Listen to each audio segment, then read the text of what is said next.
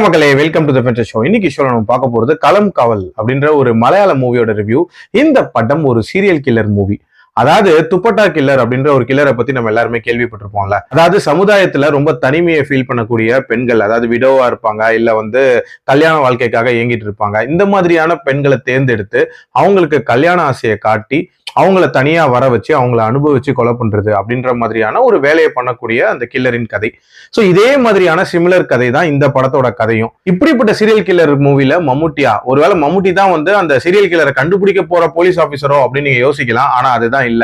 மம்முட்டி தான் ஆக்சுவலா அந்த சீரியல் கில்லர் அண்ட் அதை கண்டுபிடிக்க வரக்கூடிய போலீஸ் ஆபீசர் தான் விநாயகன். இந்த படத்தை பொறுத்த வரைக்கும் ஸ்டார்டிங்ல இந்த விஷயங்களை இவங்க ரிவீல் பண்ணிடுறாங்க. சோ அதுல எந்த விதமான மிஸ்டரியுமே இல்ல. ஆனா அந்த கில்லர் எப்படி ஆப்ரேட் ஆகுறான், எப்படி அந்த பெண்களை தேர்ந்தெடுக்கிறான், எப்படி அவங்க கிட்ட பழகுறான் அண்ட் எப்படி கொலை பண்றான் அப்படின்ற அந்த விஷயங்கள் ரொம்ப நீட்டா காட்டப்பட்டிருந்துச்சு அப்படின்னே சொல்லலாம். இன்ஃபேக்ட் இப்படி ஒரு நெகட்டிவ் ஷேட் கேரக்டர்ல மம்முட்டி நடிச்சதுக்கு கண்டிப்பா பாராட்டுகள் சொல்லலாம். ஏன்னா பயங்கர ஒரு ரிஸ்கான ஒரு ரோல் ரொம்ப நீட்டா பண்ணியிருந்தாரு. நம்ம ஊர்ல எல்லாம் பாத்தீங்கன்னா இந்த மாதிரியான நெகட்டிவ் ஷேட் கேரக்டர் வந்தாலுமே அதை ஈயம் பூசுற மாதிரியான சில பாசிட்டிவான காரணங்கள் வச்சிருப்பாங்க. பாஸ்ட்ல இப்படி ஒரு சம்பவம் நடந்துச்சு, அதனால பாதிக்கப்பட்டு இப்போ இவர் இதெல்லாம் பண்றாரு அப்படின்ற மாதிரியான அதுக்கு ஒரு நல்ல விஷயத்த பூச ட்ரை பண்ணுவாங்க.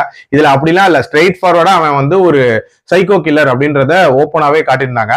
அதே மாதிரி போலீஸ் இன்வெஸ்டிகேஷனை பொறுத்த வரைக்குமே சின்ன சின்ன க்ளூஸை வச்சு அந்த கில்லர் அரைவ் பண்றது அப்படின்றதும் ஓரளவுக்கு நீட்டா எழுதப்பட்டிருந்துச்சு அப்படின்னே சொல்லலாம். அதே மாதிரி இதுல டேப் ரெக்கார்டர் அப்படின்றது ஒரு கீ ரோலா இருந்துச்சு. அதே மாதிரி மம்முட்டி பிடிக்கக்கூடிய சிகரெட் பயங்கர ஸ்டைலிஷா அதுல பிடிச்சிருப்பாரு. அந்த வட்டமா புகை விடுறது அப்படின்றத வச்சே சில சீக்வன்சஸ் ரொம்ப சூப்பரா எடுத்திருந்தாங்க. இன்டர்வல் பிளாக்ல ஒரு நீட்டான ஒரு ஹை மொமெண்டோட ஒரு இன்ட்ரெஸ்டிங்கான ட்விஸ்டோட அமைச்சிருந்தாங்க அப்படின்னே சொல்லலாம். அதுக்கப்புறம் இந்த செகண்ட் ஹாஃப் ஸ்டார்ட் ஆன உடனே பாத்தீங்கன்னா நிறைய விஷயங்கள் ஜஸ்ட் லைக் தட் நடக்குது அப்படின்ற மாதிரி காட்டியிருப்பாங்க. இன்ஃபேக்ட் ஒரே லூப்குள்ள தொடர்ந்து சுத்திட்டு இருக்கோம் அப்படின்ற மாதிரியான ஒரு ஃபீலுமே இருந்துச்சு.